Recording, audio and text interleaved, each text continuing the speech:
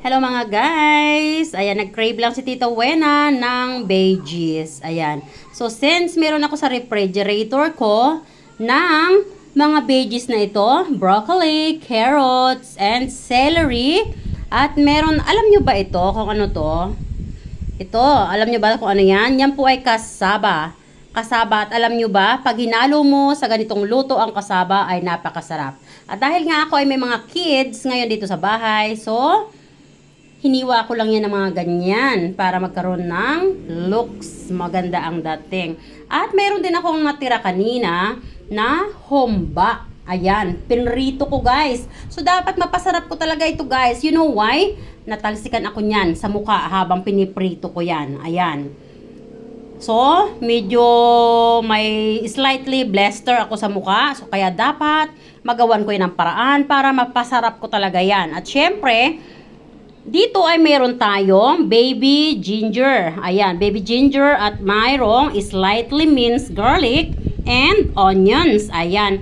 At ang isasabaw nga pala natin ay yung sabaw ng humba. Ayan. Ito po ay hindi humba Bisaya. Humba Tagalog po ito. Pero masarap at matamis-tamis. Yes.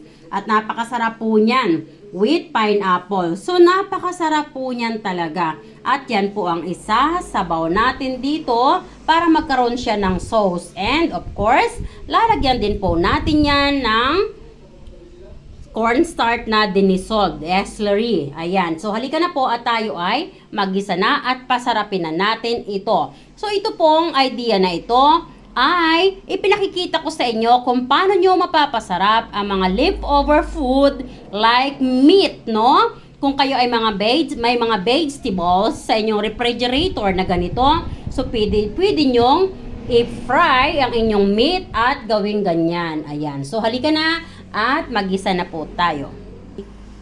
So ayan mga guys, sa isang mainit na oil, dito sa pinagprituhan ng ating leftover humba, dito na rin tayo magigisa para mas malasa. Ayan. So, kaya po dark yan dahil humba nga, no? At dyan natin siya pinray. Binawasan ko lang siya ng oil. So, iuna muna natin yung ating baby ginger. Isunod na rin natin ang ating slightly minced garlic. Ayan. Halu-haluin.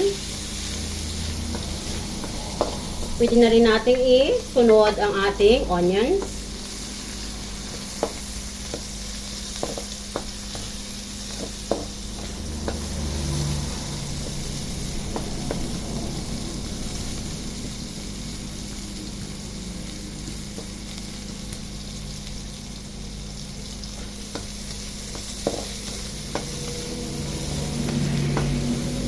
This time, pwede na natin ilagay yung ating pinrito na leftover humba.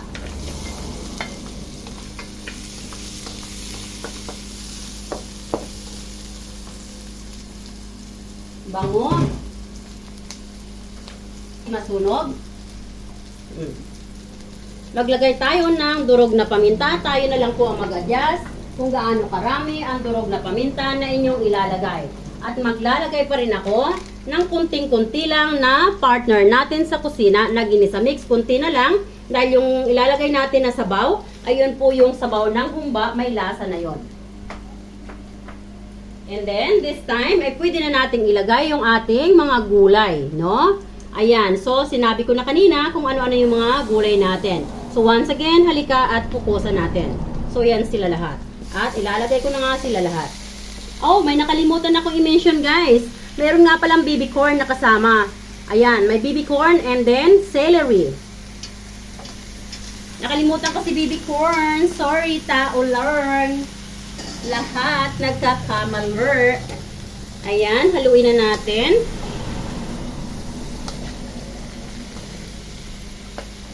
So, pagkahalo-halo nga natin, ay pwede na nating ilagay yung sauce ng ating humba. Ayan. So, ikalat na lang natin ang ganyan. So, dahil nga po, itong puti na ito ay kasaba. Kasaba, medyo matagal-tagal maluto, ano? So, magdadagdag ako ng 50 ml na water. Ay, So, this is only 50 ml of water. At dito ko na rin nga inilagay sa pinaglagyan ng sauce ng humba.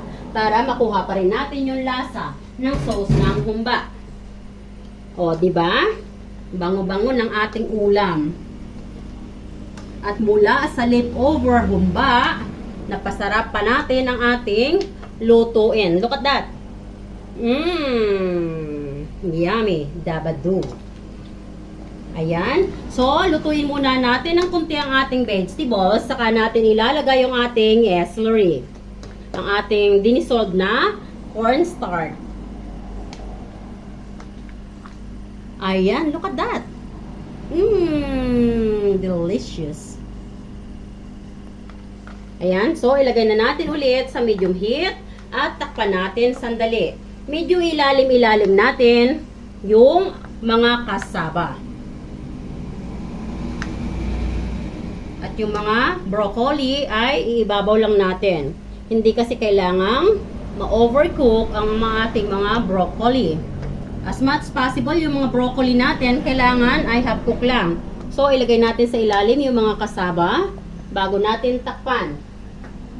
Para mas mauunang tamaan ng kulo yung ating kasaba. And then, let's cover it now. Ayan. So, let's just cover for about 3 minutes until it's boiling. Ayan mga guys, after 3 minutes nga na ating pag-cover ng ating gulay, ay atin nang tinanggal ang cover at iyan, luto na.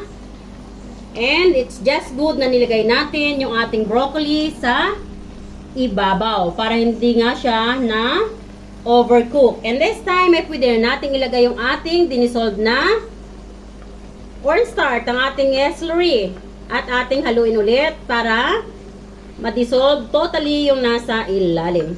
At ilagay na natin yan dyan. At yan po ay pampalapot ng sabaw. Ayan. And this time ay pwede natin hinaan ng apoy. Ilagay natin sa very low heat. Madali lang pong masunog or madali lang mawala ng sabaw ang ating niluluto pag may cornstarch. So, kaya hinaan po natin kaagad ang apoy. Ayan. So, ito na po yung outcome ng ating niluto. Napakasarap, guys.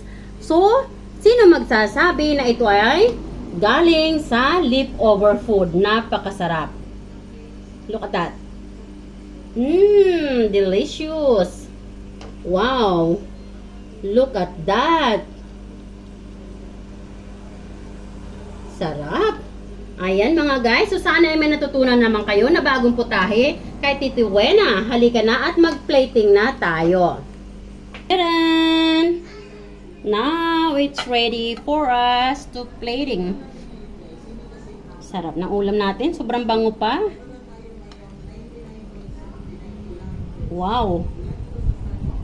Look at that. Delicious.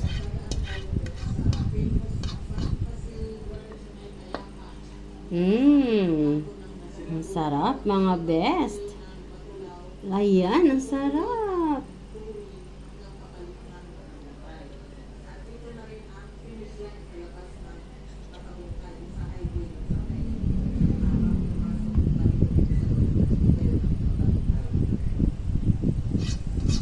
So, ayan mga best. So, ayan ang ating napakasarap na ulam. Less than 10 minutes cooking, napakasarap na ulam. At siguradong masasayahan ang buong pamilya.